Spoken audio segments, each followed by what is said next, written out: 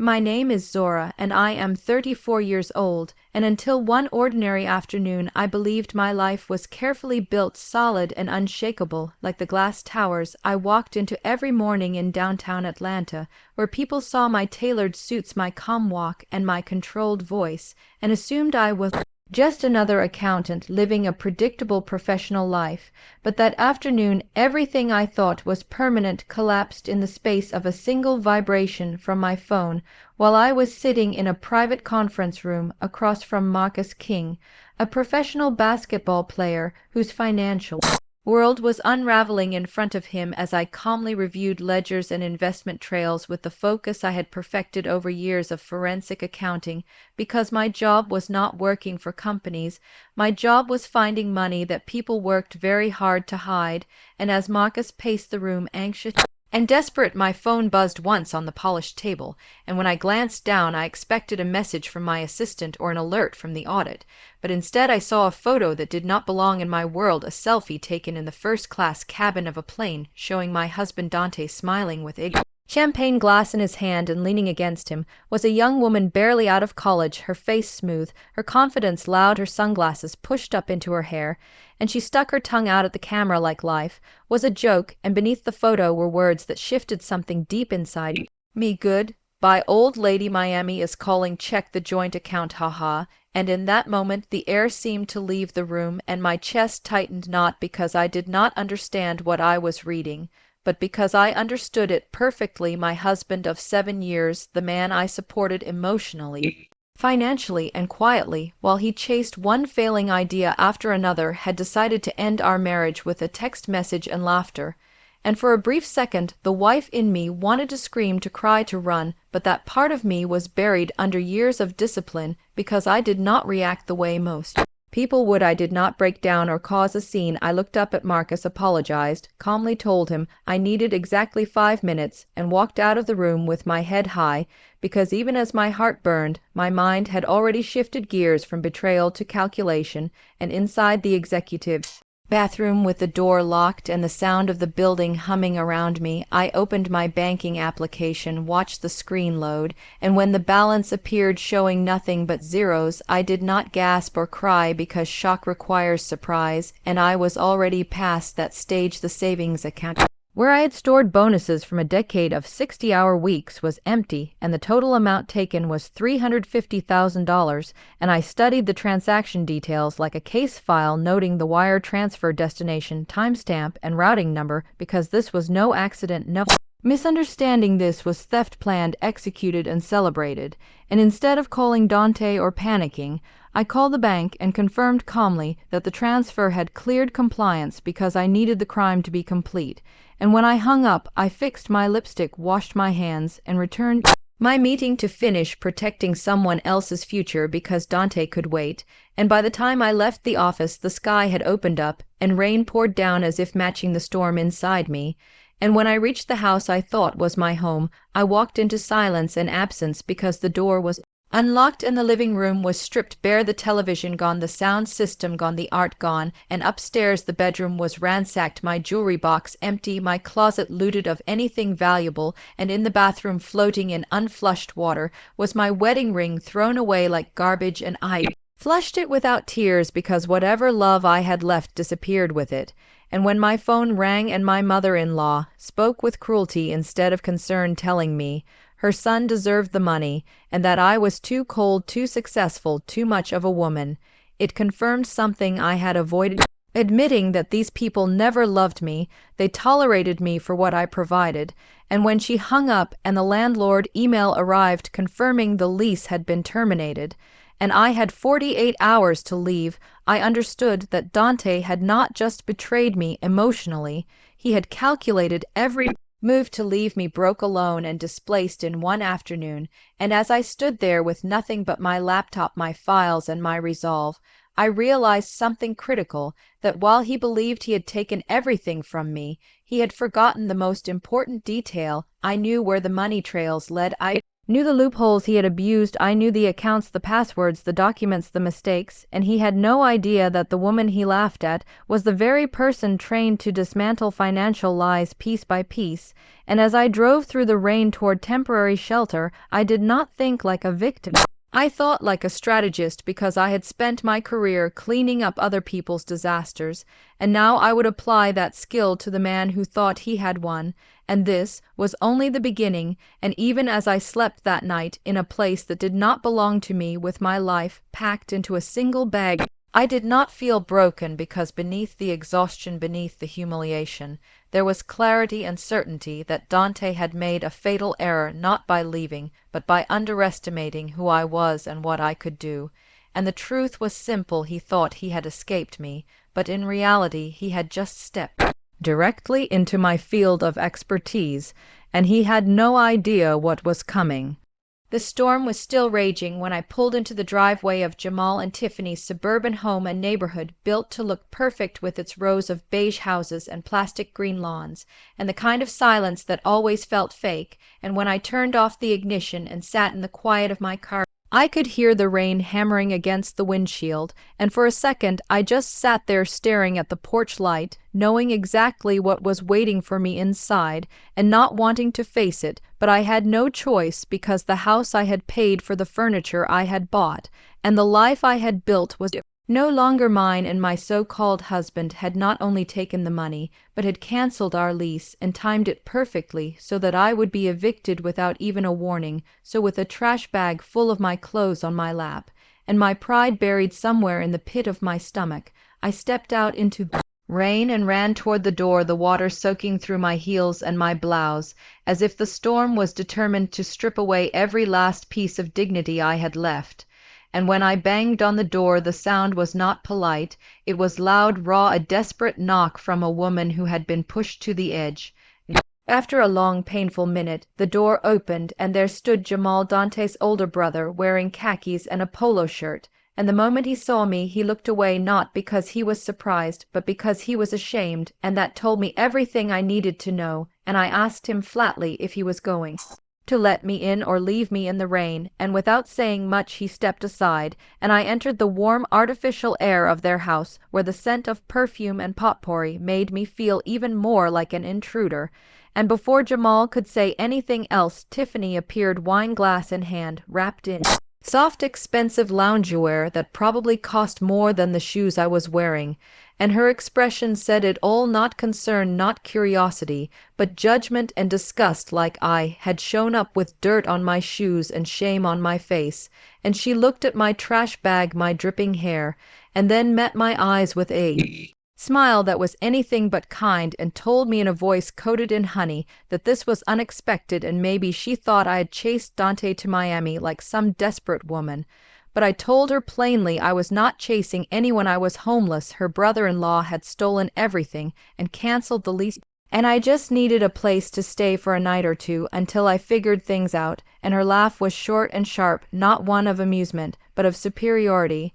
And she looked at Jamal, who was still avoiding my gaze, and then back at me with a coldness that was almost theatrical, and said the white leather couch was too delicate for someone dripping with rain, and that the guest room sheets were new, and she did not want them smelling like wet dog. So she offered the sunroom with its wicker furniture, as if she was being generous, and with that she led me down the hall past the living room, where a fire flickered, warm and comforting, but not for me. And when I instinctively turned toward the couch, Tiffany made a sound in her throat, and reminded me again that I was not welcome on the leather, and opened the double doors to the sunroom, which was nothing more than a glass box attached to the back of the house, with no heat and no comfort. And I sat on the hard wicker chair, the cold seeping through my soaked clothes, as she sat across from me, dry and warm and wrapped in cashmere, her wine glass balanced perfectly, and her eyes filled with the smugness of someone who had waited years for the tables turn. And she began speaking, not with sympathy, but with the tone of a woman giving a lecture, saying she had always known my marriage would end badly because I was too aggressive, too independent, too focused on my career. And I wanted to scream, wanted to tell her that the house she lived in had probably been saved from foreclosure because of me, that the bills Jamal never paid were quietly handled by me, and that the only reason she sat there now with her judgment and her fake smile was because I had helped prop up their collapsing world more than once, but instead I said nothing because I needed shelter, and that meant swallowing my pride and letting her speak. And she went on about how women like me emasculate their men, and that I should have known how to treat Dante like a king the way she treated Jamal like a king, and that submission was power, and that if I had only been softer, more obedient, more like her, then maybe Dante would not have left. And I watched her with a quiet rage, the kind of cold anger that burns slow and steady. And when dinner was announced by a silver bell like we were in some Victorian drama, I followed her to the dining room where everything sparkled too bright, too clean, too fake, and I sat down soaking wet on a wooden chair, while Jamal avoided looking at me and stuffed his mouth with food like chewing would keep the truth at bay. And Tiffany sat at the head of the table sipping her wine and continuing her speech about how I had failed as a wife, not because I did something wrong, but because I had not known my place, and I listened quietly because the woman sitting across from me had no idea that her husband was drowning in gambling debt, no idea that he owed $50,000 to a man named T-Bone in East Atlanta, and that I had been the one bailing them out more than once. And as she continued talking about how marriage was not about money, but about submission, and how I needed to get on a plane to Miami and beg Dante to take me back, I waited, and then I leaned forward, set my glass down with purpose, and told her she was right. Money was just paper and love was priceless, and she smiled thinking she had won. But then I added that since money was meaningless, she would have no problem paying off Jamal's gambling debt. And her smile vanished, and her face turned pale, and Jamal dropped his fork, and the truth began to crack their perfect little world. And as I laid out the facts about T-Bone and the money, and how I had planned to wire funds to save Jamal from being hurt, but could not anymore because Dante had taken everything, and Tiffany said money was not important, so it was no longer my concern, I watched the illusion fall apart. And Tiffany turned on Jamal, demanding he say it was a lie, but Jamal had no words and no strength to deny it.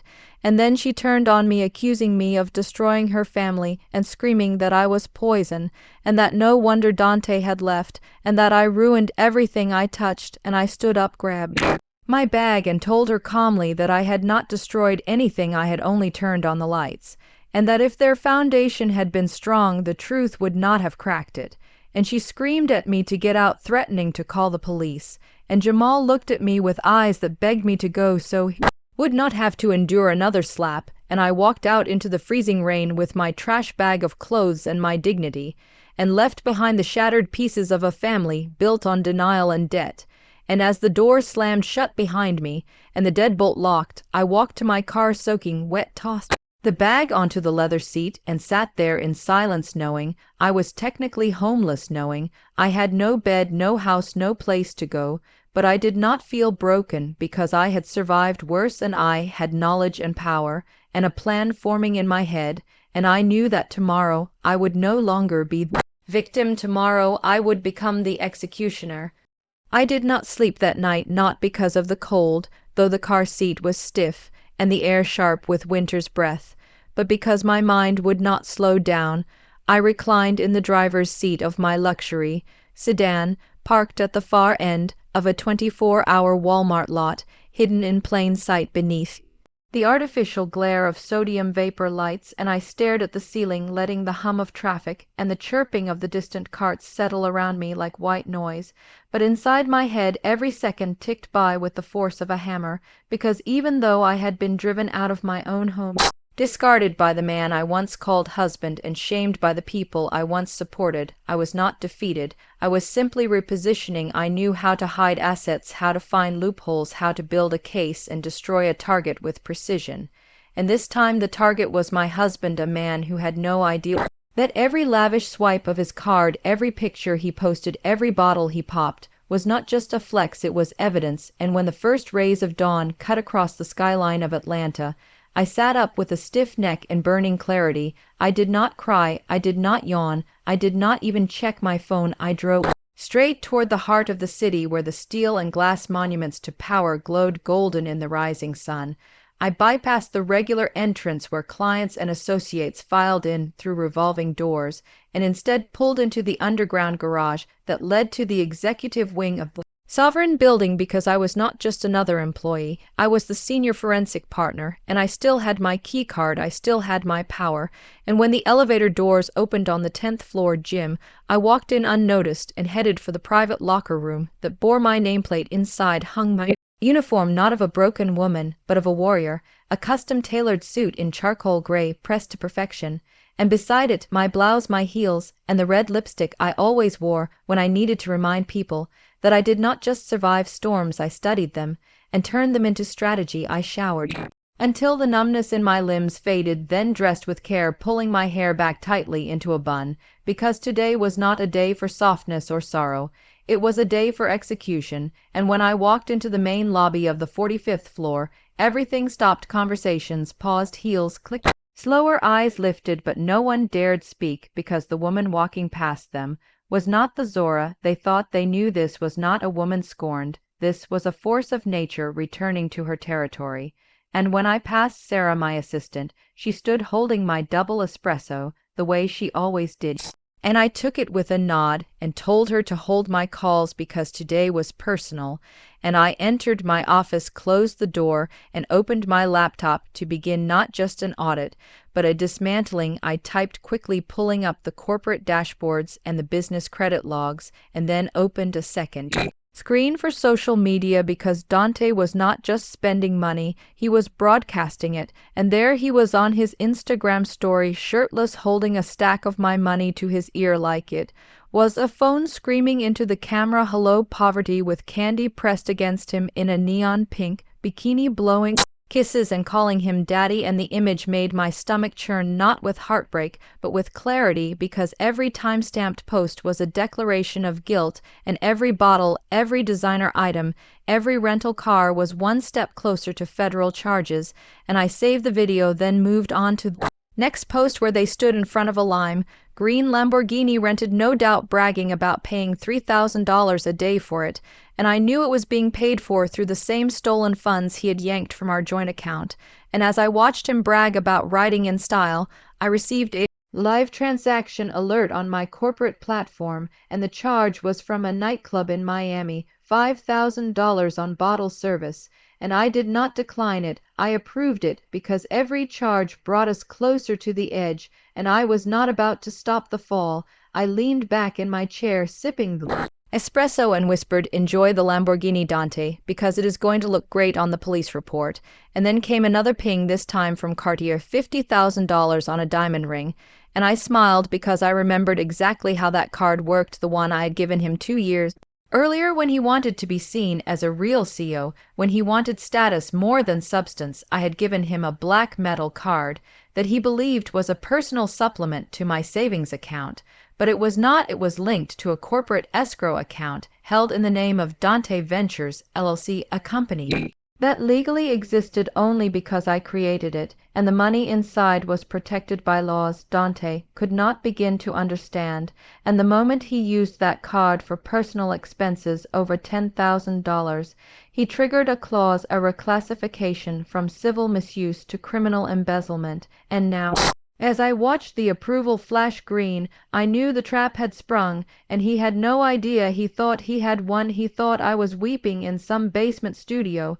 He thought the card being active meant I still loved him, or worse, still feared him. But I was neither sad nor afraid. I was calculating. And when my lawyer David walked into my office with panic in his eyes and told me we had to cancel the card before he spent everything, I told him to relax, and instead of freezing the account, I raised the limit from $50,000 to $100,000, and David nearly choked, asking me if I was out of my mind, and I pointed him to Clause 4 in the trust document Dante had signed 3 years ago without reading, and watched as David's face turned from shock to admiration.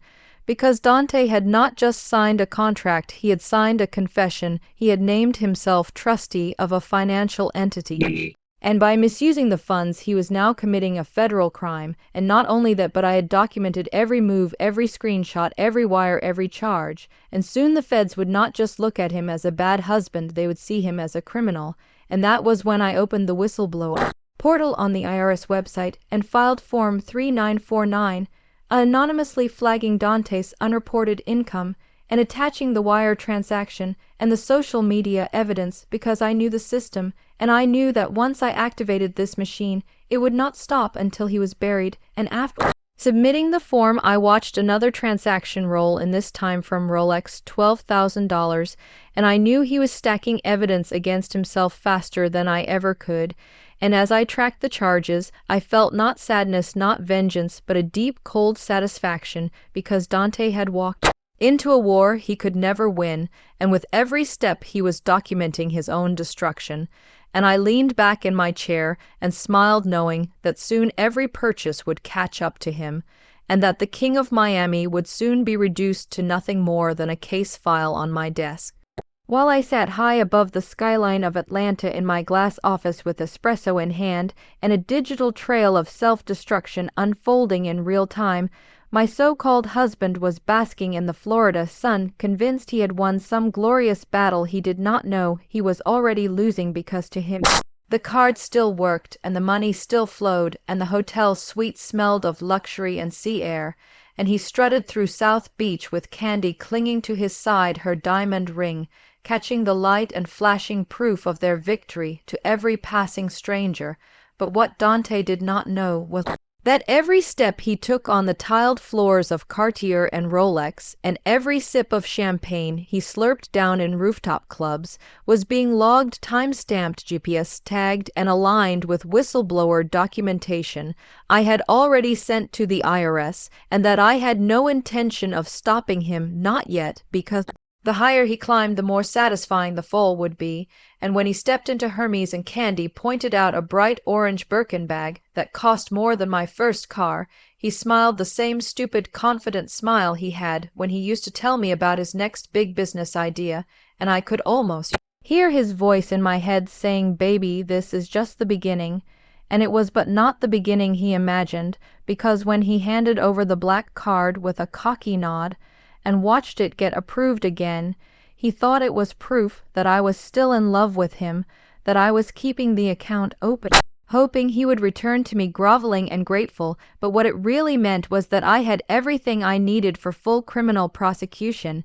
And then came the restaurant, the kind of exclusive South Beach establishment that charged $2,400 for golden steaks and $700 bottles of champagne, and as Dante laughed louder than everyone else in the room, telling Candy that this was the life they deserved, that he was finally free from his boring spread, she'd obsessed wife, and as he leaned back, tossing the card to the server like he was playing blackjack, the moment I had been waiting for arrived, because when the server returned not with a receipt, but with a serious look and the words, "Your card has been reported stolen," Dante's entire fantasy collapsed in the time it took for a digital terminal to blink, and when he stood up shouting that there must be a mistake, that this was his card and that he was the boss, the server stayed calm and said they had already contacted the police, and asked how he intended to pay, and the stares from nearby diners turned from curiosity to ridicule, and phones came out recording him as Candy sat motionless watching the scene,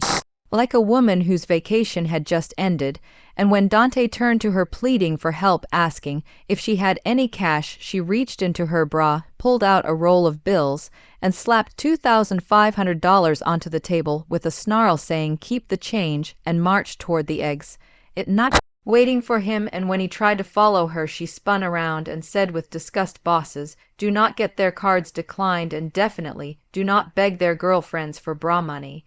And with that, she disappeared into the Miami night, leaving Dante standing alone, soaked in sweat and silence, and back in Atlanta, I was sitting cross-legged in my office watching the charge denial update on my screen, and I smiled knowing that the system was finally catching up to him, because the corporate account had hit its limit, and the status had changed from under review to action initiated, and that meant the reporting agency had already alerted the authorities that a financial crime was in motion. And while Dante was panicking on the sidewalk, trying to unlock the rental Lamborghini with a disabled fob, I was accessing the mobile device management portal for the company equipment he still carried Without hesitation, I placed his iPhone, MacBook, and Apple Watch into lost mode, which immediately locked the devices and pushed a message to the screen reading this device is the property of Vance Forensic Accounting and has been reported stolen. And when Dante pulled out his phone to order an U-boat and saw the red padlock with those words, the reality finally hit him because the phone would not respond. The Apple Watch echoed the same message, and Candy, who was still standing a few feet away, screamed, "What does that mean? Did you steal that phone?" And he stumbled through an explanation trying to tell her it was his business phone, and I must have done something, but his words were jumbled, frantic, and the fear was written all over his face because everything he had relied on was collapsing all at once. And when he reached for her phone to call someone, Candy jerked away and said, "I do not want to be involved in whatever this is," and hailed a taxi of her own, leaving Dante in the middle of the street with a bricked phone, no transportation, and a stolen ring on Candy's finger.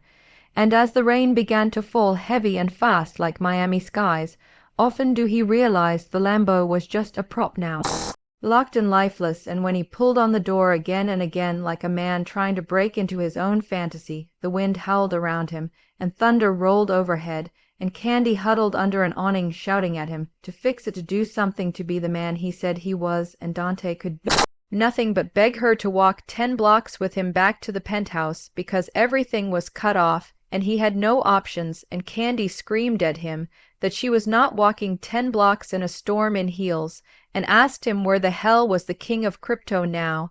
And as she pulled off her shoes and stomped through the flooded sidewalks, barefoot, mascara running and curses flying, Dante trudged beside her soaking wet, empty-handed and completely exposed, and every time he tried to reach for her, she shoved him away saying, "Do not touch me, you are pathetic." And the words kept coming, "You said you ran Atlanta, you said you were rich and powerful, and look at you now, no car, no phone, no money." And Dante could not argue because every word was true, and for the first time he felt the weight of his own decisions like an anchor around his neck dragging him down, and they walked in silence the rest of the way. The only sounds were thunder, the slap of bare feet in puddles, and the occasional honk of a car. And when they finally arrived at the penthouse building, the concierge looked up, saw them drenched and miserable, and refused to let them up without a working keycard, which had been deactivated. And when Dante tried to explain, tried to plead, the concierge remained calm and firm, saying, "Sir, without a valid key, I cannot grant you access." And Candy, now furious and exhausted, turned to Dante with ice in her voice and said, "Call your mom, maybe she can help you," and shoved her phone into his hand. When Mama C picked up, Dante's voice cracked with emotion as he told her Zora locked him out, froze everything, and that he was stranded. And Mama C went from calm to outrage in seconds, screaming that she was going to march into Zora's office and get her fired, that she was going to make sure everyone knew what kind of snake Zora was. And when she hung up and called Tiffany, it was the beginning of another storm because they truly believed they could walk into my office and embarrass me. They still believed I was a bookkeeper working under someone else and not the woman who owned the very company whose name was etched in brass on the wall. And while they were planning their ambush, I was watching them on the building security feed, their faces twisted in anger, their voices rising in the lobby. And I knew they were about to learn the most brutal lesson of all, that you cannot destroy a woman who built the castle they are screaming inside of. And as I stood up from my desk, adjusted the cuffs of my white power suit, and prepared to descend, I did not feel fear or pity or rage, only certainty, because they had come to throw stones at a queen and did not realize I owned the throne. The moment the executive elevator opened and I stepped into the vast marble floored lobby of the Sovereign Building, I became something else, not a woman, not a wife, not even a wronged partner, but an embodiment of wrath in white fabric and blood, red lipstick, and the echoes of my heels striking polished ground were louder than the two voices that had been shrieking at the security desk for the past 10 minutes, because Mama C and Tiffany had not come to talk. They had come to perform, waving their hands and raising their voices in the center of a space filled with suits, whispers, and silence. And they looked around with the confidence of people who believed they still mattered. They thought their outrage carried weight, that their stories could bend reality. And when I saw them there wild-eyed and sweating under their designer knockoffs, I felt not anger but vindication, because they had no idea they were standing on a stage I built with my own brilliance. They believed they were bringing the fire, but they had walked into my furnace, and the security guard, a tall man with a calm demeanor, who had seen everything from hostile takeovers to boardroom breakdowns, simply nodded toward me as I approached. And the second Mama C saw me, she puffed up and pointed a trembling finger and shouted, "There she is, that thief, that liar, that cold-blooded witch who stole my son's life." And I paused just long enough to let her voice ricochet off the walls before I turned toward the tall, silver-haired man approaching from the opposite end of the lobby, Arthur Sterling, CEO of the investment firm that owned the top 10 floors, and my firm's biggest client. And Mama C saw him and assumed he was management, someone she could manipulate, and she lunged toward him, rambling about employee misconduct and moral character and the destruction of families. And Arthur, without breaking stride or even glancing in her direction, walked right past her, came directly to me, and said, "Zora, your driver is outside, the board is waiting." And with a hand on my back, he led me past the security desk, past Mama C, who stood frozen in confusion, and past Tiffany, whose mouth had fallen open in disbelief, and we stepped into the private corridor, leaving behind the sound of their accusations, which now sounded like background noise to people too important to notice. And in that moment they realized they had made a grave mistake, because I did not just work here, I ruled here, and once inside the boardroom, I executed my next move with ruthless elegance, because my team had already compiled the full list of Dante's unauthorized transactions, and we were now preparing to forward the evidence to federal authorities, along with IRS documentation I had personally signed with dates, times, and footage from social media to tie it all together. And I gave the green light for the legal department to begin preparing litigation to recover the stolen funds, not because I needed the money back, but because I wanted the process to be public, thorough, and humiliating. And while my attorneys began the slow grind of legal destruction, Dante was still in Miami, pacing the sidewalk outside his locked penthouse, soaked in rain and desperation. And when Mama C returned from her failed coup, red-faced and flustered, she demanded to know what Dante had gotten her into. And when he tried to explain about the locked phones and the frozen cards and the concierge refusing to let them in, she slapped him hard across the face in full view of passing pedestrians, and shouted that he had made a fool of her and ruined their name. And when Candy finally returned after her impromptu walkabout with a towel on her head and a fresh change of clothes, she made it clear she was not interested in struggle love, because she did not sign up to play house with a broke man, and told Dante he had until morning to fix everything or she was gone. And when he asked to borrow her phone again, she said no, because the last thing she needed was the feds knocking on her door, and walked back into the building alone, leaving Dante stranded outside his own illusion. And as he sat on a cold bench outside his dream condo with soaked linen pants and his head in his hands, I watched it all unfold on the security stream pulled up in a window on my desktop, because yes, I had access to that too. And when David stepped into my office, again holding the latest batch of affidavits, I looked up and asked if the detective had responded to the subpoena, and David said yes, the Miami PD was officially looking into Dante for financial misconduct, including wire fraud and misuse of escrowed corporate funds. And I leaned back in my chair, savoring the silence, because this was not revenge, this was justice, scaled precisely with the weight of each betrayal.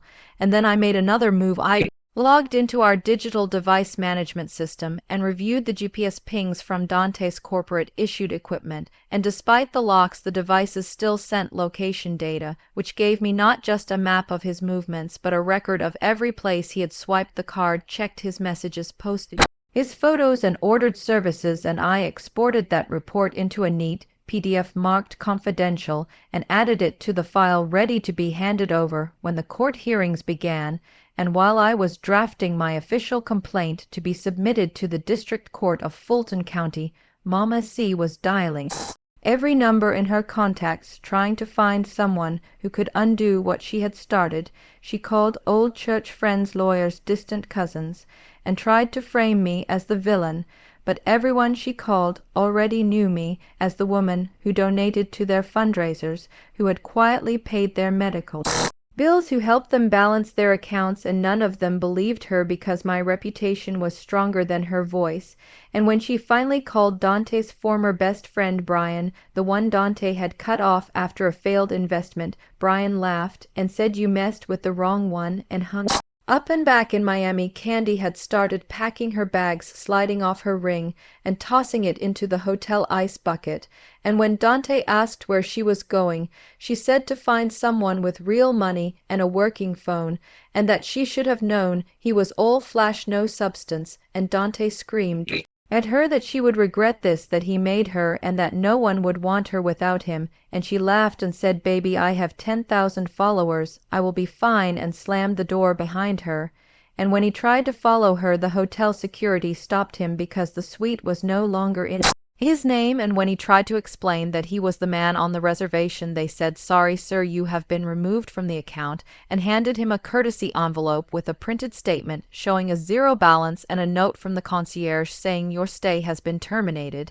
And at that moment, standing in the lobby of a 5-star hotel with wet shoes and no phone and no access, Dante realized what had happened. He realized that the empire he had built in his mind had been made of sand, and that I, Zora, the woman he called old lady in a text message, had dismantled his life with the same precision. I used to hunt financial fraud, and back in Atlanta, I stepped out of my office, walked into the conference room where my team was finishing the audit, and I took a marker and wrote 2 words on the whiteboard: "Full recovery," and they nodded because they understood what that meant, not just legally but spiritually, because I was no longer the woman betrayed. I was the architect of retribution. And as I walked past the lobby again later that evening, I saw the receptionist whispering to each other about the incident with the loud woman in the church hat and the woman in the fake designer bag, and I said nothing, just smiled, and stepped into the elevator, knowing that by morning Dante's name would be flagged in every credit system, every court docket, and every financial institution he had ever touched, and the only thing left for him would be the reckoning. I did not plan to confront Dante in some emotional explosion or fight for apologies he was not capable of giving, because the moment he chose to disappear with my money and send a text filled with mockery, he had disqualified himself from every decent part of me, and now I was operating with a cold, sharp purpose, because while he was scrambling to regain control of a life built on lies, I had just begun assembling the final phase of his downfall, and it started with something very simple. I filed a formal complaint with the Financial Crimes Unit and attached the wire transfer documents, bank records, text message screenshots, and the corporate equipment data that proved premeditated fraud. And while most people would panic at the thought of dragging things into court, I had been living in courtrooms for over a decade, not as a defendant but as the trusted expert behind forensic cases, and I knew how slowly and heavily the wheels of justice could turn when you gave them enough weight. And I gave them more than weight, I gave them leverage. And when the state investigator called me to confirm receipt of the complaint, he ended the conversation with a low whistle and said, "If even half of this is true, your ex-husband is going away for a long time." And I thanked him politely before ending the call, because that statement did not give me joy. It gave me validation that what I was doing was not revenge, it was correction. And once the state picked it up, everything else moved faster. Subpoenas, bank freezes, federal notices, and by the time Dante tried to open a new account at a new bank, his ID flagged a pending investigation, and he was escorted into a small side room while the teller stalled and the bank manager dialed the hotline, and he did not even know what was happening, only that his card stopped working again, and his face was scanned by the internal surveillance system used for suspected financial offenders. And he sat there sweating, trying to pretend nothing was wrong as customers glanced at him like a problem. And meanwhile, back in Atlanta, I scheduled a press briefing, not for public scandal, but for legal necessity, because our firm had to disclose that a former affiliated party was under state and federal review for internal theft. And I stood in front of reporters in a navy suit with calm eyes and spoke for 12 minutes, laying out facts without names. But room already knew, and by the time the news aired that evening, Dante's name was trending not because he was famous, but because of the quiet precision of his exposure, and I received 3 emails from women who had once dated him warning me that he had tried similar things with them, and that he had a habit of targeting smart, successful women and draining them emotionally and financially, and then leaving without warning. And those emails I forwarded to the Attorney General's office because they established pattern and history. And when my lawyer asked if I wanted to sue Candy as well, I declined, not because she was innocent, but because she was irrelevant. And while Mama C posted rants on Facebook, calling me a devil and a snake and a Jezebel, I simply clicked mute because noise does not disturb foundations, and mine was ironclad. And the next day I received a call from a producer at a national media outlet asking if I would be willing to give a sit-down interview about financial abuse in marriages and the intersection of love and money. And I said yes, not for fame, but for power, because there is nothing more dangerous to a man like Dante than a woman who turns her pain into power. And when the interview aired, people stopped me on the street not to gossip, but to thank me for speaking what so many had lived in silence, and I realized then that what Dante took from me was small compared to what he gave me, which was a platform to expose not just his betrayal, but the system that allowed it. And while that burned for him, it built something for me, and now as the weeks passed, Dante's world shrank further. He tried to rent a car, and the system flagged him. He tried to use a friend's name, and that flagged too. And eventually he found himself taking buses across the city, his clothes no longer fresh, his energy no longer charming, and he messaged Candy begging her to come back, promising her that things would be fixed soon, and she replied with one word: blocked. And when he tried to reach out to me from a new number pretending to be a cousin asking for forgiveness and a chance to make it right, I responded with a screenshot of the court hearing notice and the words "see you in federal court," and then I blocked that number too. And when his mother tried to file a restraining order against me, claiming I was harassing her, it was thrown out in minutes because her complaint was filled with contradictions and lies, and the judge reminded her that filing false reports was a punishable offense, and she stormed out of the courtroom muttering curses under her breath. And I sat there unmoved because I had already moved past their chaos into clarity and peace, and it was during one of those quiet nights that I sat on my apartment balcony sipping tea when my phone rang, and it was an old mentor, someone who had once guided me through my early days of accounting. And he said, "Zora, I just watched your interview, and I want to offer you something." And I listened as he described a new financial investigation unit being formed within a federal agency, and how they were looking for someone not just skilled, but battle-tested, someone who had lived the consequences of financial crime and come out stronger. And I realized in that moment that Dante's betrayal had not ended my life, it had redirected it. And when I accepted the offer and signed the documents 2 weeks later, I walked into a new office with a new badge and a new purpose, and I knew that no matter how far Dante ran, he would always be running, because the trail he left behind was permanent, and justice was not just coming, it was here, and I was its executor. And as I looked out over the city lights that night with the skyline glittering like glass, I felt no hatred, only silence, because some storms do not destroy, they reveal. And what I saw now was not the ruin of my marriage, but the rebirth of myself, and that was the most powerful thing he never saw coming. The morning of the court hearing arrived with a gray, overcast sky, an air so still it felt like the world itself was holding its breath. And I arrived at the courthouse in a fitted black suit with a single silver brooch shaped like a shield, not for fashion, but for symbolism, because I was not just attending, I was confronting. I was not hoping for justice, I was bringing it with me. And the hallway outside the courtroom was already crowded with voices and footsteps echoing against the marble floors. But the moment I stepped inside, the air shifted. Even the clerks at the front desk straightened up and greeted me with a nod, because they had read the case file and understood that this was not a drama of love gone sour, but a case of calculated deceit, of theft masked as romance and betrayal that wore a wedding band. And when I took my seat in the front row of the gallery beside my lawyer, Dante was nowhere to be seen, and I was not surprised because cowards rarely show up to the first summons. They wait, they stall, they hide, and they hope. And when the bailiff called out his name, and he still did not appear, the judge raised an eyebrow and turned to my attorney asking if we had made every effort to inform the defendant, and my attorney calmly slid forward a printed timeline of emails, texts, certified mail receipts, and voicemail transcriptions showing that not only had Dante received the summons, he had responded to it in anger 3 separate times, and the judge nodded and said we would proceed without him, and that was the moment I exhaled the first real breath in weeks, because now we were not waiting, we were moving, and my lawyer rose to present the evidence, and one by one she laid out every for every login, every withdrawal with timestamps and digital footprints so clear a child could follow them, and the courtroom fell silent as images flashed across the projector, screenshots of Dante's Instagram, posts from luxury suites in Miami, where the captions bragged about champagne and views, while the account statements showed wire transfers happening within minutes of those posts, and each frame was a nail in the coffin, not of his reputation, because that had already died, but of his freedom.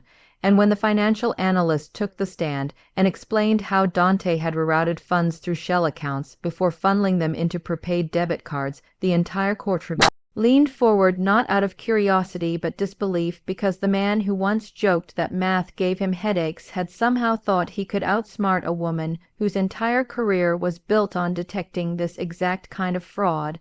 And when it was my turn to testify, I walked to the stand with calm, deliberate steps, took the oath, and answered each question without anger or embellishment, because the truth was damning enough. And when I described how I discovered the missing money, and how I traced it, and how I gave him every chance to explain himself, but instead received a text message that said, "I deserve better, and I'm taking what's mine," the courtroom shifted again from silence to something else, a low, invisible pulse of outrage, because everyone understood what had happened, not just the facts, but the cruelty.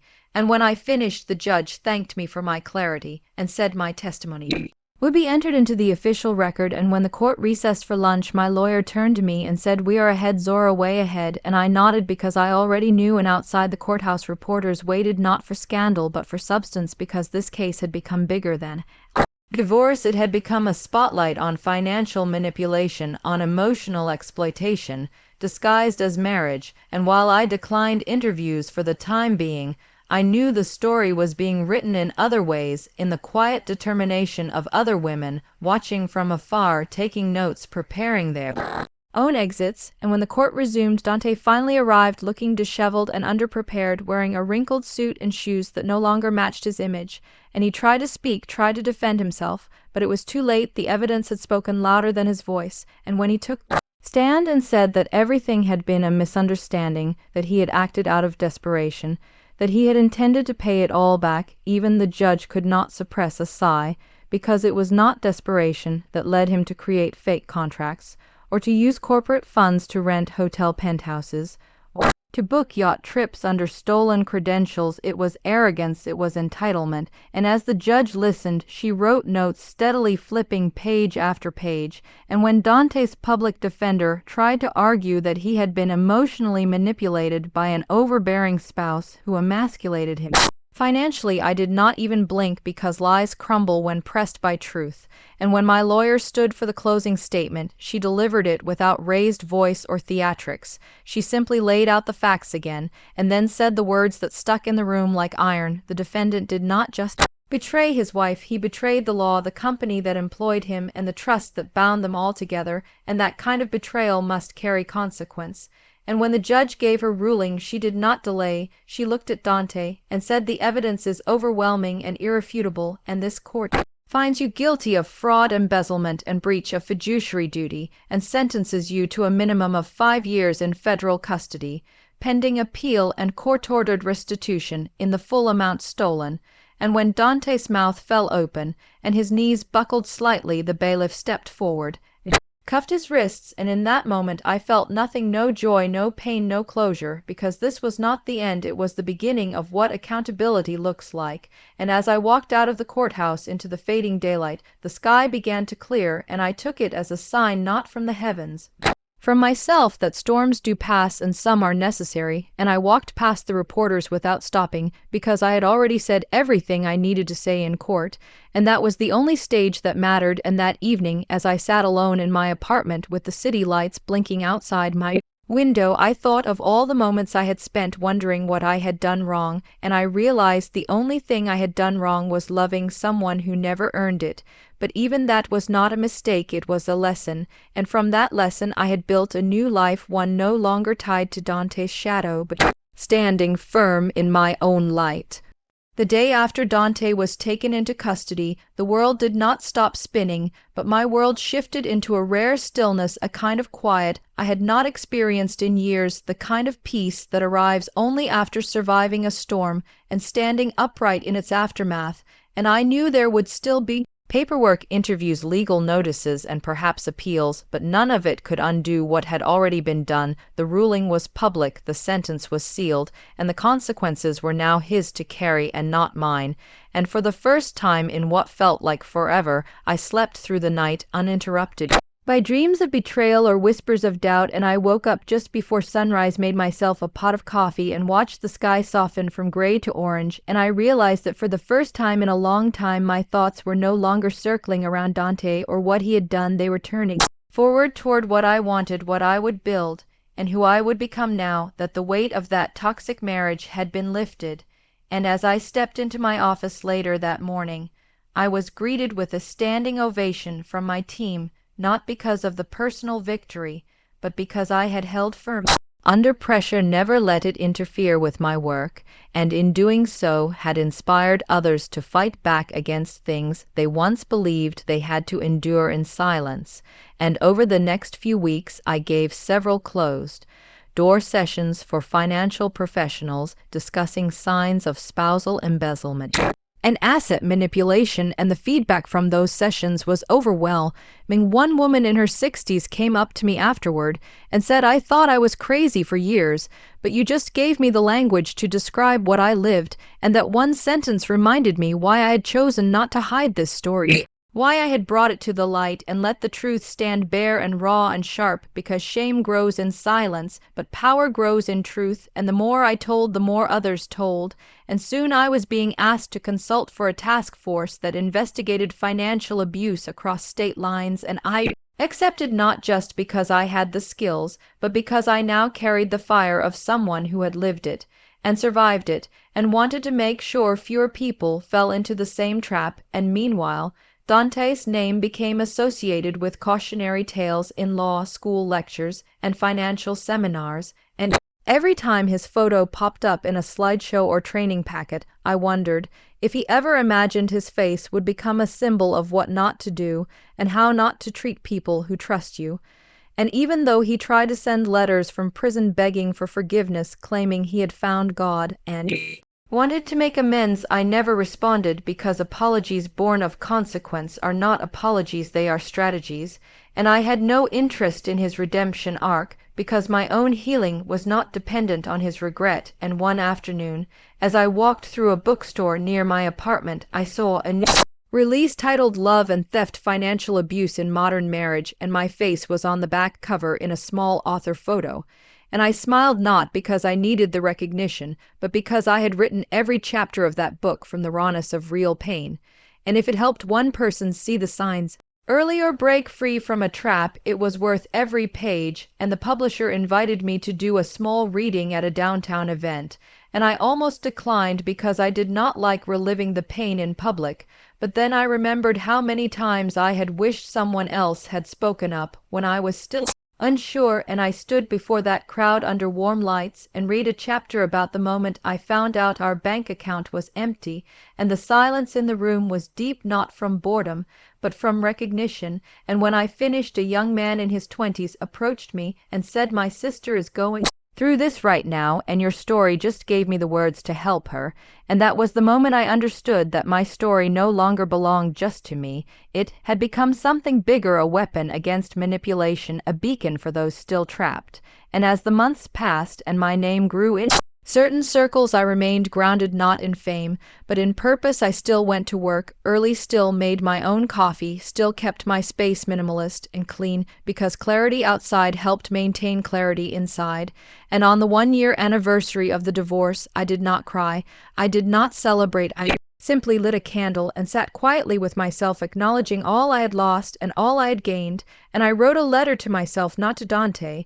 And in that letter, I said thank you for surviving, thank you for fighting, thank you for walking away and never looking back, and I sealed that letter and tucked it into a drawer because not every powerful moment has to be shared. Some are meant to be kept as private proofs of growth and transformation. And sometime later, I received a package in the mail with no return address, and when I opened it, I found a small velvet box with the wedding ring I had thrown into the back of my closet months ago, but inside was a folded note in Dante's handwriting saying, "I know, I destroyed everything, but maybe one day you will remember something good." And I read it once, then burned it, not out of anger, but clarity, because memories are not anchors, they are lessons. And I had already learned mine, and I smiled as the smoke curled up from the paper disappearing into the sky, because there are moments when closure is not a conversation, it is a decision, and I had made mine long ago. As the seasons changed from the last warm days of summer into the chill of autumn, I found myself moving through the world with a deeper sense of confidence and presence, not the kind that comes from revenge or validation, but the quiet certainty that grows when you reclaim your own narrative piece by piece. And I began to revisit things I had once loved before Dante, before the unraveling, before the courtrooms and the headlines. I signed up for a painting class that met on Saturday mornings, not because I was good at it, but because it reminded me of color and freedom and the permission to create without judgment. And I found myself laughing again, real laughter, not the kind you force to fill awkward silences, but the kind that rises unexpectedly when life surprises you with softness. And during one class, a woman in her 40s named Clara struck up a conversation with me about acrylic brushes, and we ended up sharing stories over tea after class, and it turned out she too had survived a marriage where love had been a cover for control. And we talked not as victims, but as warriors trading maps of escape and healing. And through that connection, I realized how many women are out there quietly rebuilding their lives after destruction, and how powerful it is to find each other in the rebuilding. And around that time, I was invited to speak at a national conference on financial autonomy for women. And I almost said no because part of me still feared being seen as the woman whose husband stole everything and left her by text, but then I reminded myself that I was also the woman who uncovered the truth, fought back in court, exposed every lie, and walked away with her dignity intact. And more importantly, I was the woman who did not let shame silence her, and so I accepted and flew to Chicago in early November and stood before an audience of 500 people and spoke not just of numbers and bank statements, but of the emotional warfare that often hides behind financial abuse. And when I finished, the applause was not polite, it was thunderous, and afterwards a line formed of people wanting to share their stories, ask questions, or simply say thank you. And one woman said, "I thought I was weak for staying so long, but you helped me understand I was just trying to survive." And I hugged her because I knew that feeling too well. And it was during that trip that a journalist named Elijah approached me asking if I would be open to being profiled for an investigative series on financial exploitation in relationships, and I hesitated because I knew that would mean reopening wounds, but he was thoughtful, respectful, and made it clear that he was interested in the systemic patterns, not just the headline scandal. And after a few meetings and trust built over time, I agreed, and over the next 2 months we worked together in interviews and fact-gathering. And when the article was finally published in January of 2011, it was titled "When Love Becomes Leverage," and it did not just tell my story, it told the story of 10 other survivors, men and women, who had lost homes, businesses, families, and self-worth to manipulative partners. And the series went viral, picked up by national outlets, and even sparked a congressional panel on strengthening legal protections around joint assets and financial consent within marriages. And I watched all of this unfold with a strange mix of pride and sorrow, because while it felt good to see change being born from truth, it also reminded me of how many lives are altered by betrayal every single day. And through it all, Dante remained prison, occasionally filing appeals that were denied each time because the evidence was unshakable, and when one of his appeals claimed emotional distress and requested early release, the judge simply wrote in her denial that remorse is not proven by paperwork. And during this time I also met someone new, not in a whirlwind romance, not in a dramatic twist, but in the quiet, ordinary rhythm of life. His name was Malcolm. He was a structural engineer who volunteered at the same urban garden I had joined during spring, and we bonded over soil compost and an appreciation for silence and respect, and for months we were just two people who enjoyed planting things together without asking too many questions, but slowly, with time and trust, we began to open up.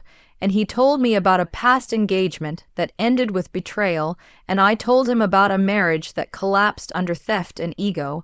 And there was no rush, no promises, just presence. And one evening, as we sat on a bench watching the sun dip below the horizon, he said, "I do not want to fix you or be fixed. I just want to be here, if that is something you want too." And I nodded, because that was all I could offer and all I needed.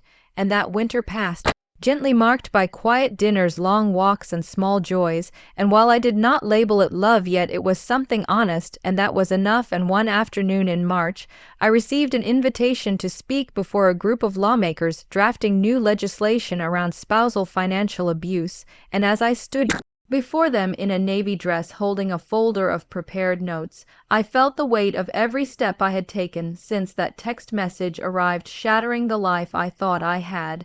And I said to them, victims of financial abuse often do not have bruises to show or scars you can see, but their pain is real and their recovery long, and if we do not put systems in place to protect them, we are complicit in their silence. And when I finished, they thanked me not with applause, but with policy, and the bill passed 2 months later.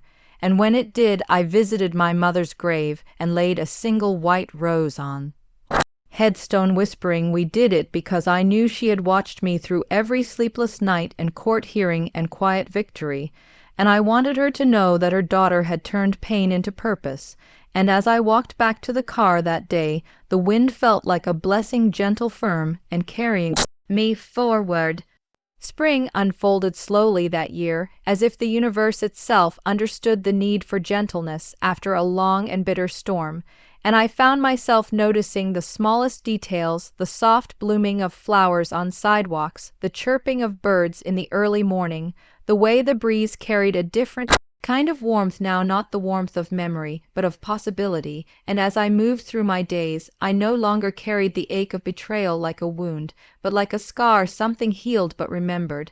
And I allowed myself to imagine again not just survival, but joy, the kind that had once felt so distant it might as well have belonged to another life. And it was during one of these quieter mornings, while sipping coffee and watching the sun rise over the city, that I received a call from the publishing house informing me that my book had not only hit the bestseller list, but was being considered for adaptation into a limited docu series. And the news landed like a whisper, not a thunderclap, because by then I had learned to let success settle quietly into my bones rather than chase applause. And I thanked them, politely hung up, and went for a walk through the park, letting the news settle as birds flew overhead and children laughed in the distance. And in the weeks that followed, the conversations began with producers, writers, legal teams, all wanting to make sure the story was told with integrity.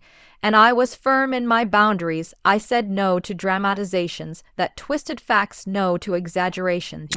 No to turning Dante into a cartoon villain, because I believed the truth was powerful enough, and they respected that. And slowly the pieces fell into place, and I watched as women I had never met took pieces of my journey and shaped them into scenes and dialogue and mood boards. And for the first time I realized that while I had survived something cruel, I had also created something lasting. And one afternoon, as I sat in the studio watching an early cut of the pilot episode, I saw an actress playing the version of me sitting in a courtroom, steady, calm, composed, and I felt tears rise, not because it was painful, but because it was accurate, and seeing it through someone else's eyes made me realize how strong I had truly been. And later that night, I walked into my apartment, lit only by the soft glow of kitchen lights, and stood in front of the mirror for a long moment, studying the lines around my eyes the way my face had changed not from age but from experience, and I whispered to my reflection, "You made it." And that quiet affirmation was more healing than any grand celebration. And around that same time, Malcolm and I continued growing closer, not fast or loud, but steady and clear, and we spent weekends exploring old bookstores, cooking simple meals, or walking by the river without needing to fill every silence. And one evening, he surprised me with a small envelope. Inside was a folded piece of paper with a list of things he admired about me, not gifts, not promises, just words, and I read them. Slowly, tears forming at the corners of my eyes, and he said, "I know your past makes you cautious, but I just want you to know I see you not as a project or a survivor, but as a person, and I want whatever you're willing to give." And I thanked him with a quiet kiss and a longer embrace, and though I still had walls, I realized I was no longer living inside them, and as the adaptation of my book moved into full production, I was invited to join a roundtable discussion with other survivors whose stories had shaped laws, policies, and conversations, and sitting among them, I was struck by the range of voices, backgrounds, experiences, and yet one thing was clear: we had all been told at some point to stay quiet, to not rock the boat, to just move on.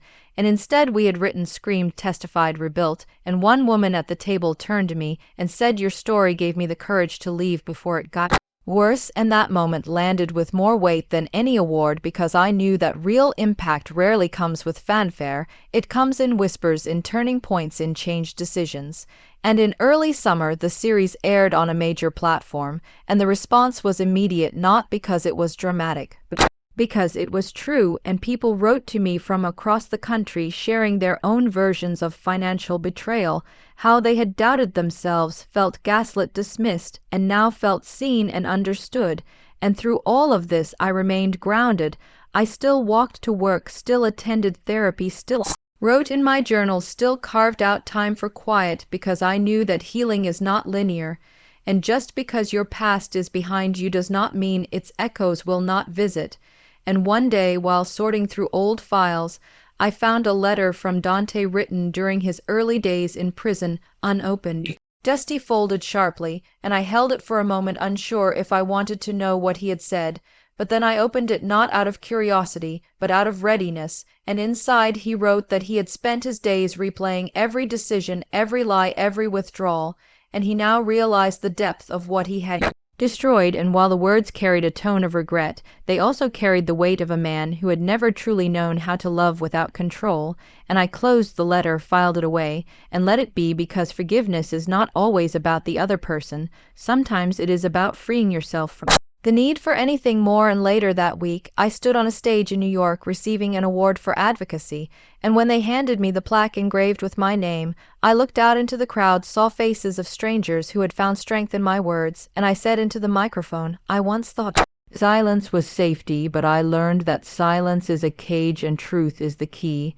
And after the ceremony, I walked alone through the city lights, humming with energy, and I felt neither alone nor afraid. And as I crossed a small bridge over a quiet stream, I paused, looked up at the sky, and whispered to myself, "I am not what happened to me, I am what I chose next."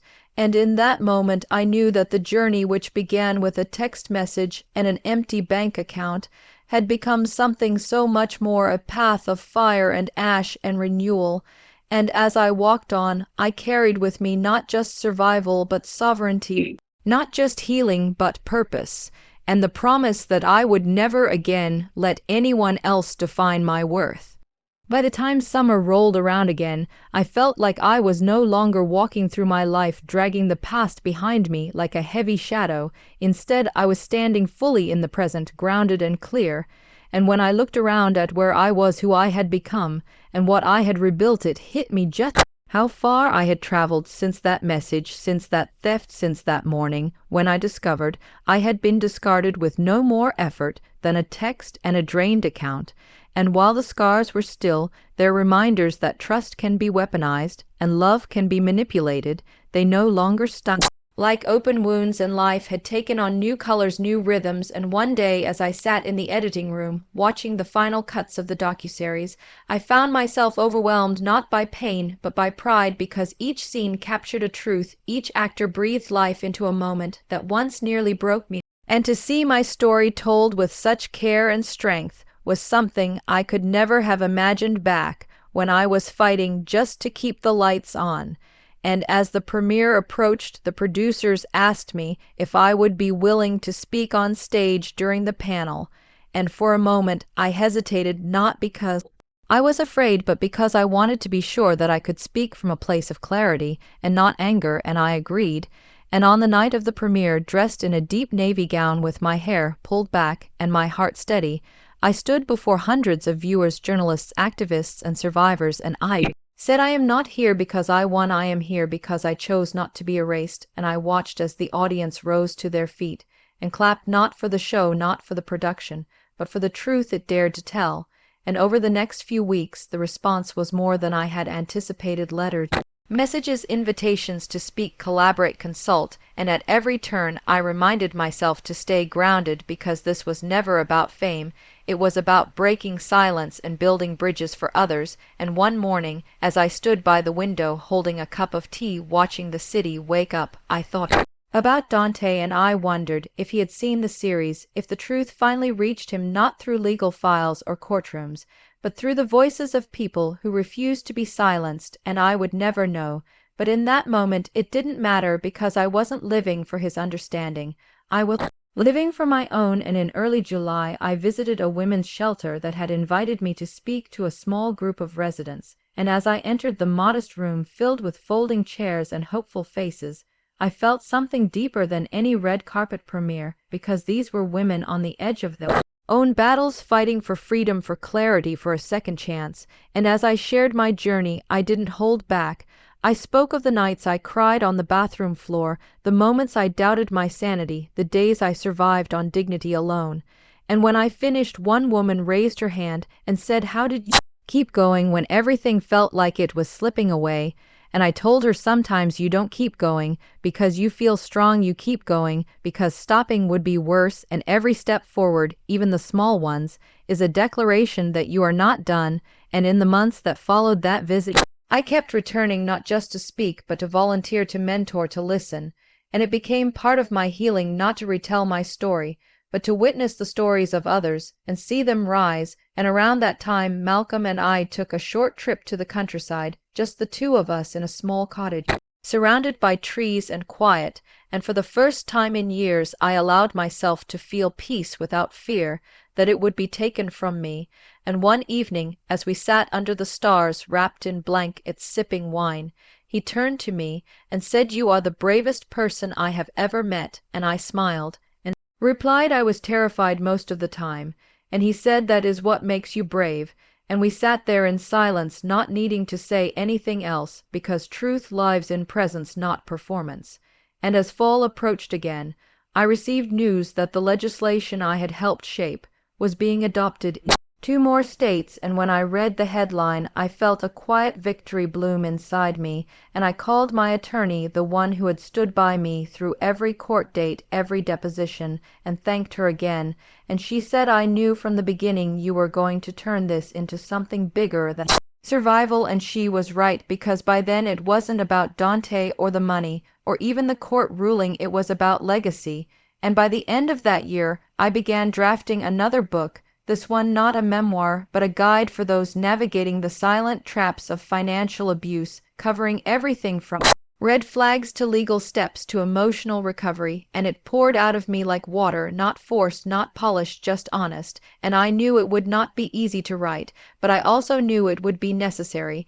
And as I worked late into the nights, surrounded by notes and articles and case studies, I felt a sense of alignment, like every pain I had endured had been composted into purpose. And one evening, as I reviewed the first few chapters, I received a letter in the mail, handwritten, with no return address, and I opened it cautiously, unsure what it might contain. And inside were 3 words in shaky script: "I am sorry." And there was no name, but I knew it was Dante. And I folded the letter, placed it in a drawer, and whispered, "I hope you find peace, not for him, but for me because I didn't want to carry his chaos any longer. And as the days grew shorter and the air turned crisp, I stood on my balcony looking out over the skyline of a city that had once swallowed me whole and realized I had not just survived, I had transformed. And while the past would always be part of my story, it no longer defined my future, and I breathed in deeply, let it go, and stepped back inside, ready to keep writing not just books or speeches, but the rest of my life. As winter began to settle again, and the air grew sharper and the evenings fell darker faster than before, I found myself stepping into a different kind of chapter, one not marked by struggle or silence, but by balance and creation, and my second book was almost complete, taking shape not just as a guide but as a roadmap, a companion for anyone walking the long road of financial betrayal, emotional abandonment, or self-reclamation. And I spent hours poring over research, speaking with advocates, survivors, lawyers, making sure each chapter could stand as both testimony and toolkit, and I wrote not with the fire of revenge, but with the clarity of experience and the tenderness of hindsight. And during that process, I often found myself reflecting not just on the pain I had endured, but on the ways it had remade me. And while I would never glorify the suffering, I could not deny that it had forged in me a voice I never knew I carried. And one morning, as I sat reviewing a draft, my phone buzzed with a familiar name, Dante's brother Martin, whom I had not spoken to in years. And for a brief moment I considered ignoring it, but curiosity pressed harder, and I answered, and Martin's voice was soft, unsure, and after a pause he told me that Dante had been moved to a different facility after an incident not serious but significant enough that it had made him confront some hard truths, and he had asked Martin to reach out, not to plead or defend, but to express a desire to return the money he had taken, the portion that was still unspent and accessible. And Martin said he had spoken to a lawyer, and while it wouldn't undo anything, it was a gesture, and I sat with that information, letting it echo in the quiet corners of my mind. And I said I would consider it, not because I needed the money, but because I wanted to understand the motive. And over the next few weeks, paperwork was drawn, reviewed, and finalized, and a wire transfer returned a sizable chunk of what had once been taken from me. And when it landed in my account, I stared at the balance for a long time, not with excitement, but with a sense of finality, as if a door that had always been slightly ajar had now finally clicked shut. And I donated most of it to shelters and legal aid groups that specialized in financial abuse cases, and the rest I placed in a scholarship fund for single mothers returning to school, and I felt lighter afterward, not because justice had been served, but because I had chosen how the story would close. And not long after that, I received an email from the network that aired the docuseries informing me that it had been picked up for international release with subtitles in over 15 languages, and I sat with that news and thought about how far this story had traveled from a courtroom in my hometown to screens in cities I had never visited and people I had never met. And that night I received a video message from a woman in South Korea who shared in halting English how she had seen the series and found the courage to confront her husband about their hidden finances. And though I couldn't understand all her words, her tears and gratitude needed no translation, and I realized again the power of shared truth, how it echoes far beyond the room where it was first spoken. And as the holidays approached, I found myself invited to more events, conferences, galas, panels, and while I attended some, I declined many because I had learned that visibility was not the same as value, and sometimes the most powerful thing you can do is retreat, rest, protect your peace. And so I spent Christmas with Malcolm in a quiet cabin surrounded by snow and stillness, and we lit a fire, cooked together, played music.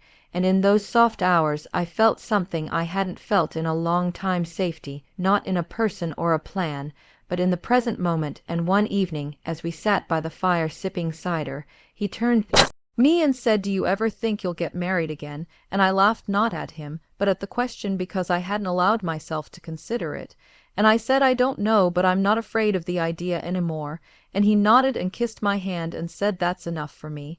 And in January I finished the final manuscript of my second book and submitted it, and as I hit send I felt a release like something long held had finally exhaled, and I closed my laptop, stood by the window, and let the morning light hit my face, and I thought about every version of myself I had been, and how each one had brought me here, and I whispered thank you not to anyone in particular but to the journey itself.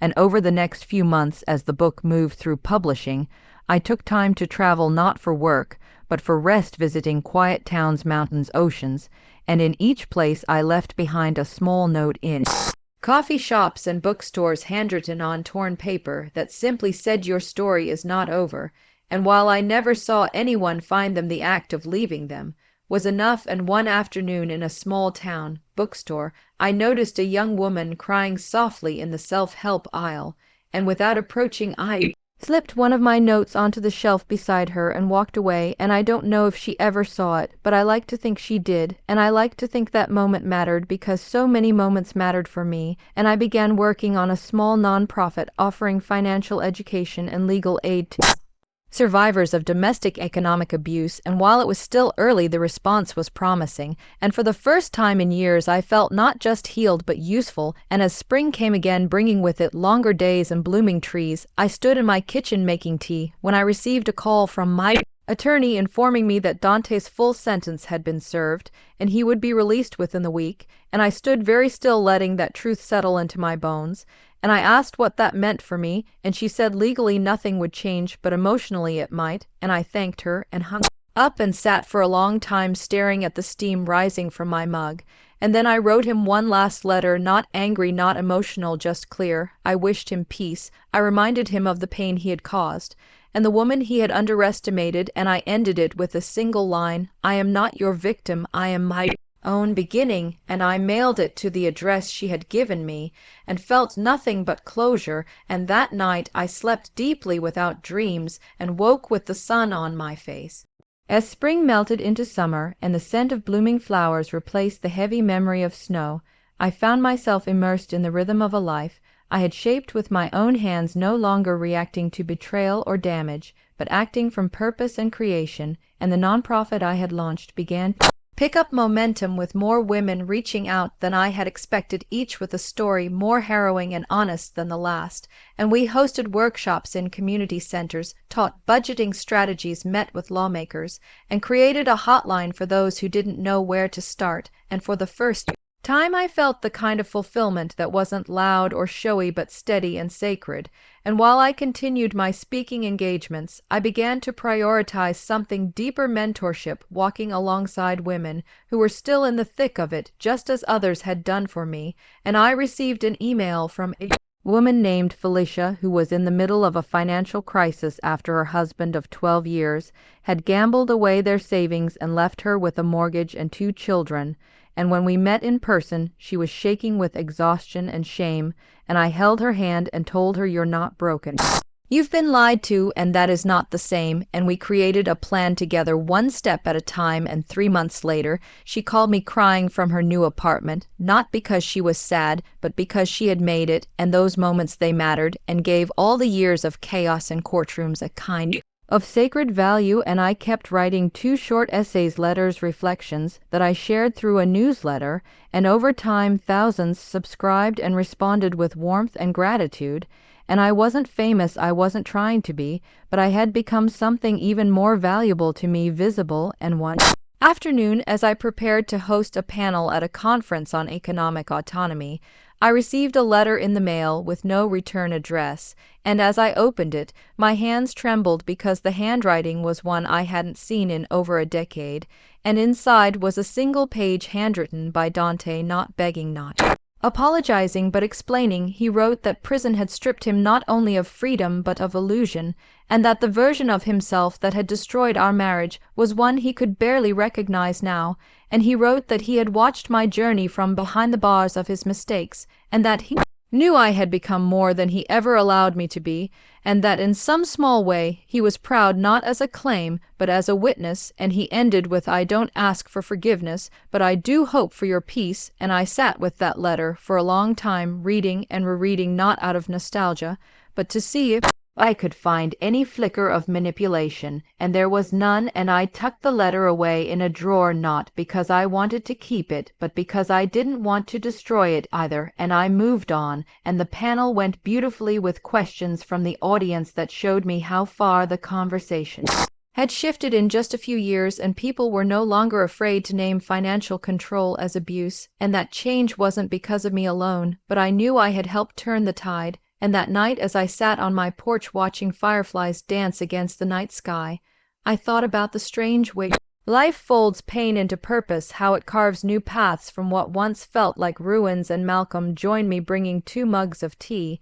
and he said, "You seem far away," and I told him I was just remembering, and he said, "Sometimes looking back is how we see how far we've come," and I nodded because he was right, and we sat in silence, not needing to fill it, because peace doesn't need sound. And that summer I returned to my hometown, not for court or confrontation, but to speak at a fundraiser for the shelter that had once offered me sanctuary. And as I stood on the stage, I saw familiar faces, some old classmates, some neighbors, and a few who had once gossiped about my fall, and now clapped for my rise, and I realized something. I no longer carried their judgment as weight, because I had become someone who didn't need to be understood to be grounded. And I spoke about beginnings not as things that happen once, but as choices we make over and over, even in the middle of endings. And I closed with a line that had become my quiet mantra: "You are not what was done to you, you are what you do next."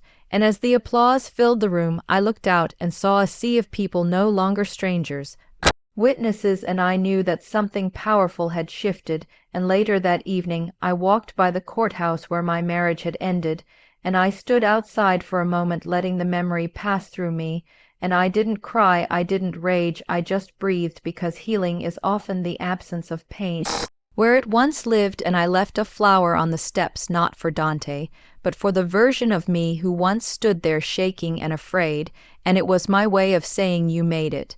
And when I returned home, I received news that the legislation I had helped draft was being adopted in 2 more states, and my heart swelled, not with pride but with hope, because change was happening, and I had helped push the first stone. And that evening Malcolm cooked dinner, and we danced in the kitchen to old soul music. And when he asked what I was smiling about, I said, "I just feel like I'm exactly where I'm supposed to be." And he said, "You are," and I believed him. And that night before bed, I opened my journal and wrote 1 sentence: "I survived him. I survived it. And I built something beautiful." And I closed the book knowing that there was still more to write.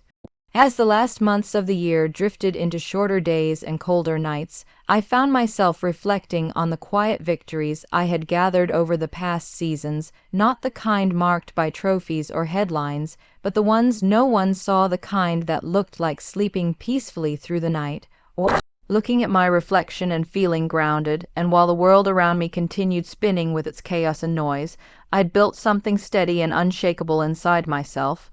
And the foundation I had laid was not just for me, but for every woman who needed proof that devastation could become direction. And I had received an invitation to speak at a legal summit where policymakers, advocates, and survivors would gather to discuss reforms surrounding financial abuse and control.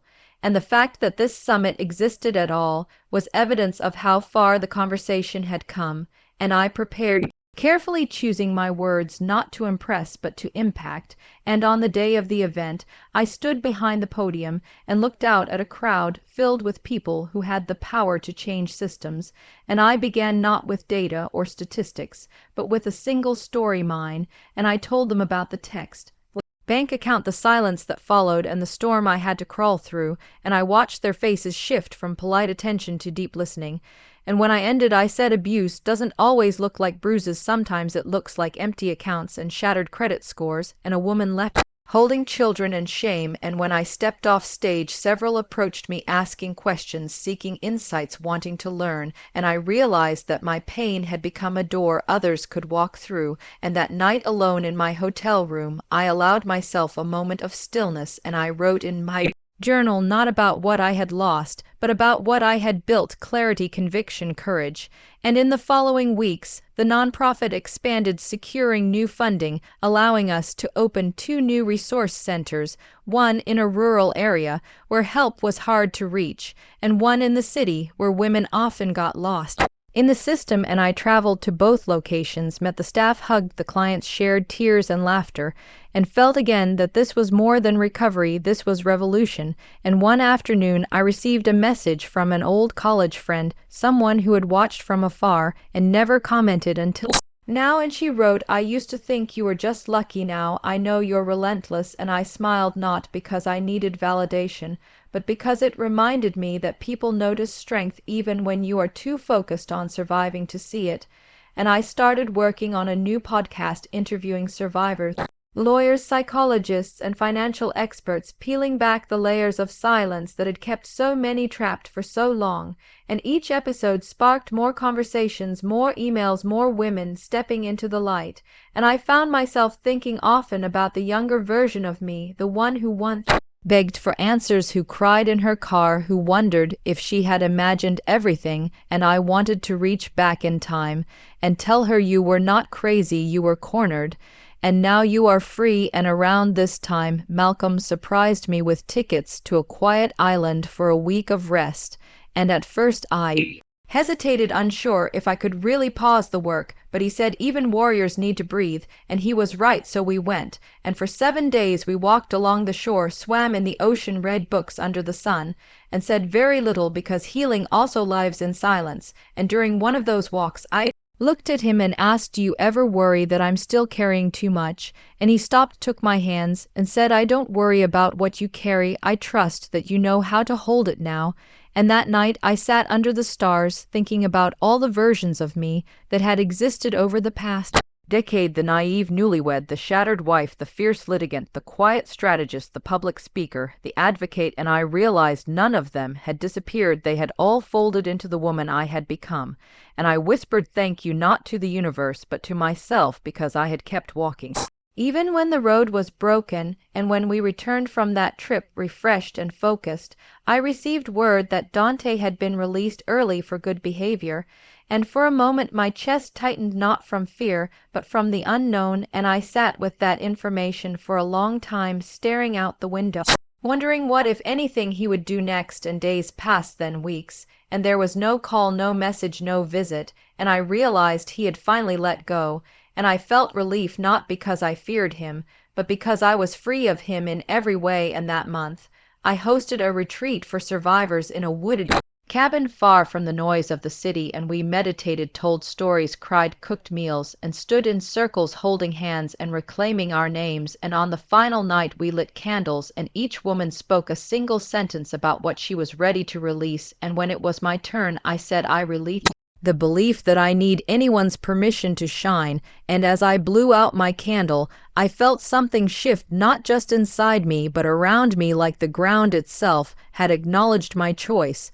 And in the months that followed, I finished the manuscript for my next book, one that blended memoir with strategy, a guide for those walking their own paths through fire. And I handed the pages to my editor, knowing that no matter what the world thought, I'd said what needed to be said.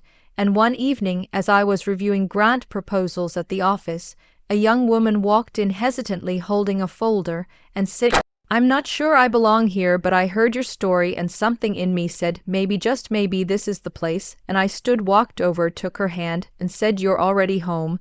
And as I helped her settle in, I thought about how far we all had come, and how many more still needed a place to land. And I knew I wasn't done, not even close, because this work, this path, this purpose was a flame that would not go out, and I had become its keeper. It was a crisp morning in late November when I received the final letter from the court confirming the absolute closure of all remaining legal matters tied to Dante and our previous life. And as I held that envelope in my hands, sealed with the authority of law, but heavier with the weight of years of pain, I did not cry, I did not tremble. I simply exhaled, like my lungs had been waiting for this very breath for so long, and now they could finally release. And I walked outside into the soft light of morning, the sky a pale canvas waiting for color. And I thought about the journey that had brought me Here every bruise invisible to others, every insult brushed off, every plan quietly built in the shadows. And it was all worth it because I had not only survived, I had transformed. And in the weeks that followed, I threw myself into finalizing the national campaign I had launched with our nonprofit. First of its kind, aimed specifically at addressing digital financial abuse and modern economic control tactics. And we partnered with banks, social media platforms, and major financial institutions to create survivor safe tools, protocols, and response training.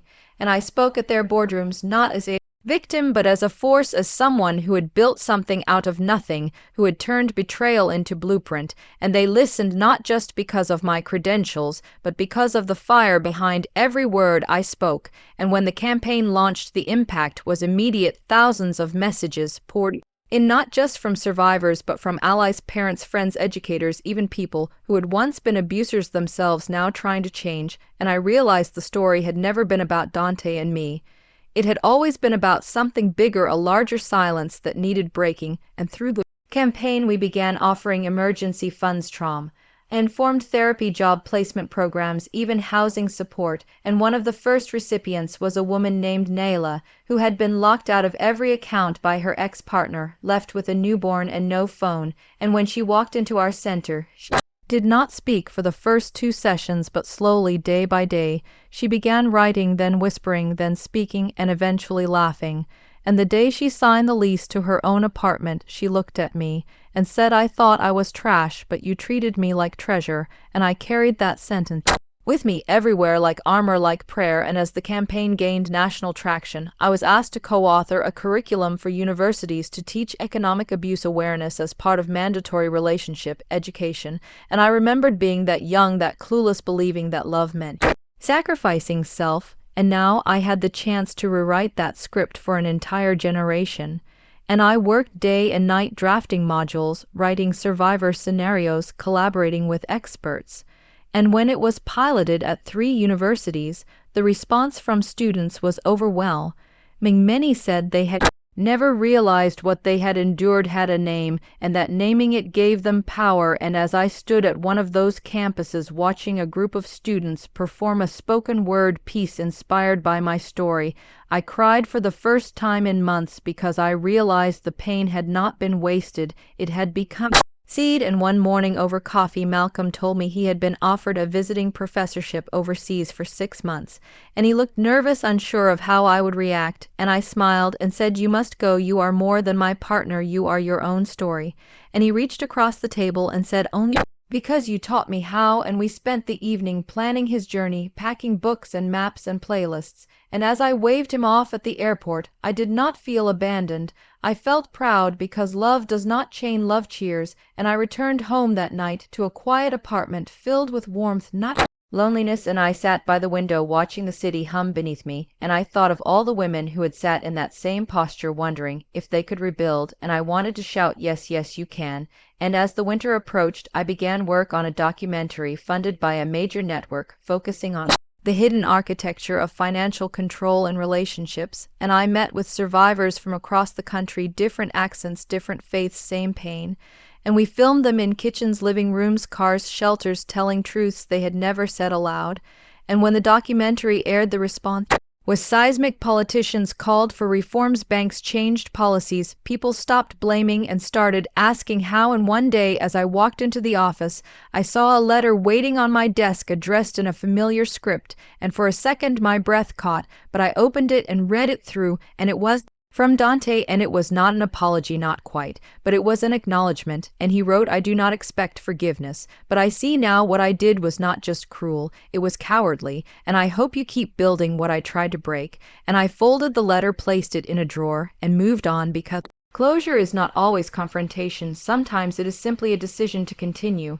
And that week I met with a team of investors who wanted to expand our model globally. And as we sat in that glass office overlooking the city, they asked me what my long-term vision was, and I said to make this kind of abuse impossible to hide and even harder to repeat. And they nodded, signed the deal, and just like that the mission grew wider. And in the final days of December, I hosted our annual Survivor Gala, and the room was filled with light, not chandeliers, but the kind of glow that comes from people who know darkness and have walked out of it, and I stood at the podium not to speak but to listen as woman after woman shared a sentence of strength. I reclaimed my name, I got my degree, I laughed again, I opened a business, I forgave myself, and when they turned to me, I said only this: I started with nothing, not even belief, and now look, and the applause was not thunderous, it was steady like a heartbeat, like a promise. And when I returned home that night, I walked into my bedroom, stood in front of the mirror, and for the first time in years I saw not a fighter, not a survivor, not a symbol, but simply a woman who chose herself. And I turned off the lights, climbed into bed, pulled the covers over my body, and whispered one final thought to the night: thank you for not letting him destroy me, thank you for letting me become her. This story is not just about revenge, it is about truth, pain, and rising stronger than before. If this hit your heart, then you know what to do. Like the video, drop your thoughts in the comments, and subscribe for more real stories that burn like fire. Until next time, stay sharp, stay loud, stay rebel.